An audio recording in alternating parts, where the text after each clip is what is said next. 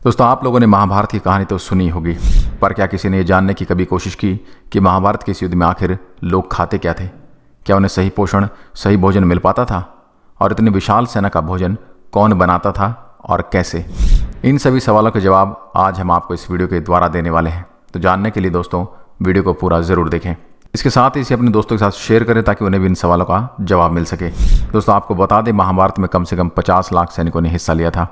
अब सबके मन में यही सवाल आता है कि इतनी विशाल सेना के भोजन की व्यवस्था कैसे होती होगी और इस युद्ध के वक्त भोजन कौन बनाता होगा। सबसे बड़ा सवाल तो ये कि हर दिन हजारों की संख्या में लोग मारे जाते थे, तो फिर शाम का खाना किस हिसाब से बनता होगा। दोस्तों, आप सोच कर देखिए ये कितना मुश्किल काम था। आपको बता दें, महाभारत को विश्व का प्रथम युद्ध भी बोला जा सकता है, क्योंकि उस वक्त शायद ही ऐसा कोई इलाका रहा होगा जिसने इस युद्ध में भाग नहीं लिया था। दोस्तों, इस युद्ध में दो लोगों ने हिस्सा नहीं लिया था, एक थे बलराम और दूसरे थे रुक्मी। इनके अलावा बाकी सभी ने इस युद्ध में हिस्सा लिया था, लेकिन एक और राजा ऐसा था जो युद्ध क्षेत्र में होते हुए भी इस युद्ध से अलग था, और वो था दक्षिण का उडुपी राजा।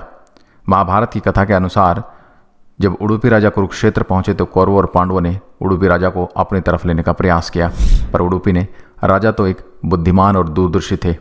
उन्होंने श्री कृष्ण से पूछा, हे माधव, दोनों ओर से युद्ध के लिए पुकारा जा रहा है, लेकिन किसी ने यह नहीं सोचा कि इतनी बड़ी विशाल सेना के भोजन की व्यवस्था कैसे हो पाएगी। उडुपी राजा की इस बात पर कृष्ण जी बोले, महाराज, आपने बिल्कुल सही कहा है। आपकी इस बात से स्पष्ट होता है कि आपके पास इसके लिए कोई योजना है। अगर ऐसा है तो कृपया बताएं। राजा ने कहा, इस युद्ध में मैं उचित नहीं मानता, क्योंकि ये युद्ध दो भाइयों के बीच का है, लेकिन अब इस युद्ध को टाला भी नहीं जा सकता। लेकिन मेरी इच्छा है कि मैं सभी सैनिकों के भोजन की व्यवस्था खुद करूं। दोस्तों, इस प्रकार से दक्षिण का उडुपी राजा ने दोनों तरफों की सेनाओं के खाने की व्यवस्था की। अब दोनों तरफ से योद्धा यह सोचकर बहुत हैरान हो जाते कि हर दिन के अंत तक उडुपी नरेश उतने ही लोगों के लिए भोजन कैसे बना लेते थे, जबकि हर रोज तो हजारों की संख्या में लोग मारे जाते थे। इसके बावजूद भी अन्न का एक दाना भी बर्बाद नहीं जाता।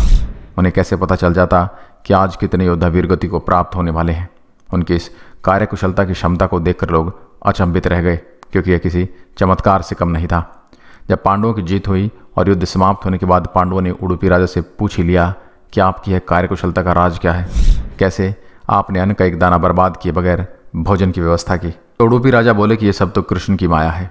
हर दिन शिविर में गिनकर मूंगफली रखी जाती थी और श्री कृष्ण जी रात्रि को मूंगफली खाया करते थे। तो उनके खाने के बाद जब हम मूंगफली को गिना करते थे, वो जितनी मूंगफलियाँ खाया करते थे उसके 1000 गुना सैनिक अगले दिन मारे जाते थे।